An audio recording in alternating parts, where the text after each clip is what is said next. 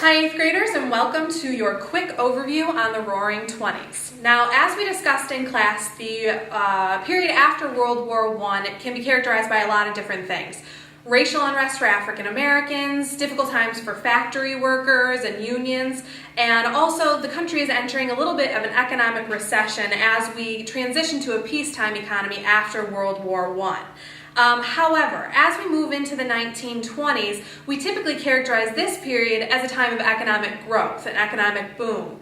And historians usually refer to this period as the Roaring Twenties to demonstrate the thriving nature of this decade.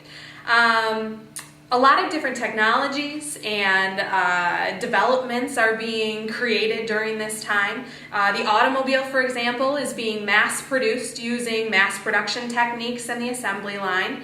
And due to this, automobiles are cheaper, so more Americans who are making more money can actually purchase the automobile. And in turn, the steel industry is spurred, the rubber industry for tires, the glass industry, even suburbs are being created, and we have better roads and highways so that people can get around in their automobiles.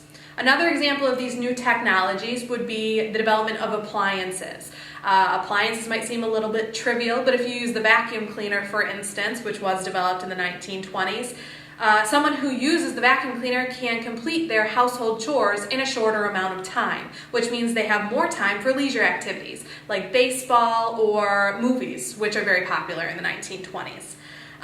Now, keep in mind that people are able to purchase these things because they're making more money during this economic boom. The Roaring Twenties are also very things are changing culturally. So women, for example, have just gotten the right to vote in the 1920s, and they're starting to push the boundaries a little bit and expand their horizons. They are cutting their hair short, wearing lots of makeup, and they're even going on unsupervised dates sometimes, much to their parents' dismay. In fact, a survey that was done in the 1920s on high school-aged children cited that the reason that children and their parents fought, the biggest reason, was because children were going out on school nights so much and they were staying out too late. So maybe some of you can relate to that.